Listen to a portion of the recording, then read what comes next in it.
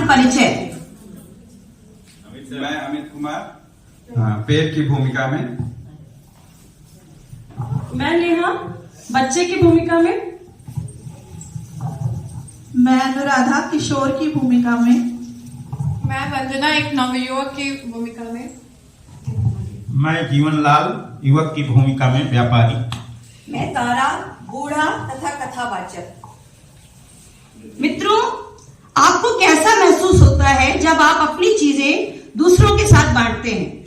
आप कैसा महसूस करेंगे जब आपको कोई छोड़कर चला जाता है? तो फिर ज्यादा समय ना लेते हुए आपके सामने प्रस्तुत है लघु नाटिका। ये कहानी है एक वृक्ष और एक नन्हे बालक की। ये कहानी है प्रेम, त्याग और समर्पण की। नन्हे बालक का साथ पेड़ को बहुत पसंद था। बालक को देखते ही पेड़ खुशी से झूम उठता था। आओ बच्चे आओ, आओ यहाँ बैठो, मेरे फल खाओ और इन शाखाओं पे झूला झूलो। अरे वाह, कितने स्वादिष्ट फल हैं। चलो थोड़ा झूला झूल लेते हैं। अरे अब मैं थक गया। अगर तुम थक गए हो तो इन मेरी छांव में आराम करो। अच्छा, ये भी सही है। बच्चा फल खाता है, पेड़ की शाखाओं से झूलता है तथा जब थक जाता है तो पेड़ की छां में सो जाता है। पेड़ बालक को अपनी छां कर देता है और खूब खुश होता है। समय बीतता गया। अब बच्चा पेड़ के पास नहीं आता। पेड़ उदास रहने लगा।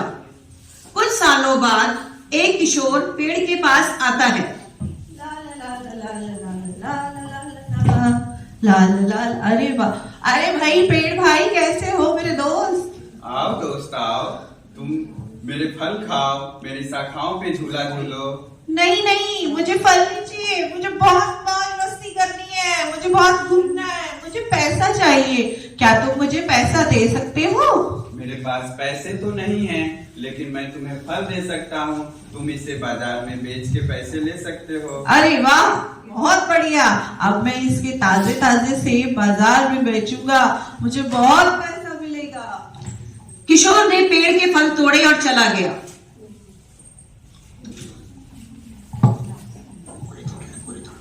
छोटा, अरे ये भी तोड़ लेता हूँ। अरे वाह, ये तो कितना बड़ा है।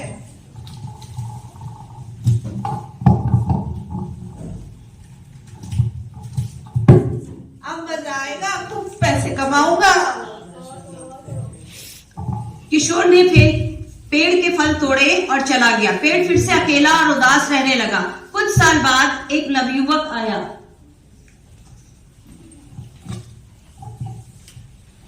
आओ मित्र आओ, अब तुम्हें क्या चाहिए और तुम कैसे हो?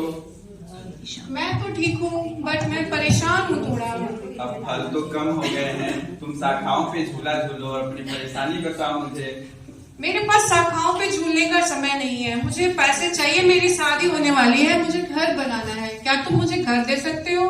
मैं घर तो नहीं दे सकता, पर तुम इन लकड़ियों को ले जा सकते हो, इससे तुम घर बना सकते हो। ये तुम सही कह रहे हो, मैं ऐसा ही करूँगा।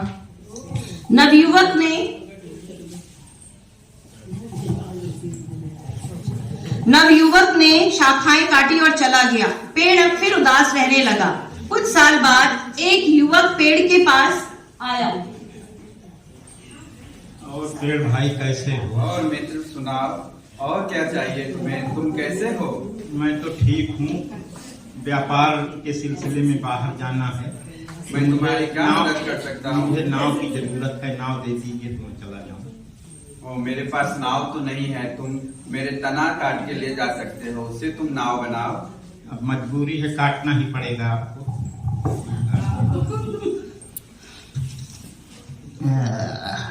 दर्द तो नहीं हो रहा? चलो अब मेरा काम चल जाएगा, नाव बना के अभी जाऊंगा। अब केवल पेड़ का ठूंठ रह गया। पेड़ फिर से उदास रहने लगा। कुछ समय पश्चात एक बूढ़ा आदमी पेड़ के पास आया। पेड़ का ठूंठ खुशी से झूम उठा। आओ मित्र आओ, अब तुम कैसे हो? अब तो मेरे पास फल नहीं है, मैं तुम्हें दे सकूं। मित्र, मेरे तो दांत कमजोर हो गए हैं, मैं फल नहीं खा सकता हूँ। मेरे पास तो शाखाएं भी नहीं है जिसपे तुम झूला झूलते और अपनी दुख दर्द मुझसे कहते। मैं बहुत कमजोर हो गया हूँ, मैं शाखाओं पर नहीं चढ़ सकता हूँ। मुझे मैं तुम्हारी कैसे मदद करूं? मित्र, मैं बहुत थक गया हूँ। अब तो मेरे पास ये टुकड़ी लकड़ियों के जो टुकड़े जड़ बचे हैं, इसी फूट पे ही बैठ के तुम अपनी दुख दर्द भरी बातें मुझे बताओ। ठीक है मित्र, सब लोग मुझे छोड़कर चले गए हैं। अब मैं बिल्कुल अकेला रह गया हूँ। ये दोस्त है तुम्हारे पास, तुम अपने दुख दर्द बता सकते हो मित्र। हाँ मित्र, अब मैं रोज तुम्हारे पास आऊंगा। धन्यवाद। और अपनी जरूरतों को पूरा करते हुए प्रकृति का ध्यान नहीं रखते। इस कहानी से हमें सीख मिलती है कि हमें सदा दूसरों की निस्वार्थ भाव से मदद करनी चाहिए और अपनी जरूरतों को पूरा करते हुए प्रकृति का भी ध्यान रखना चाहिए।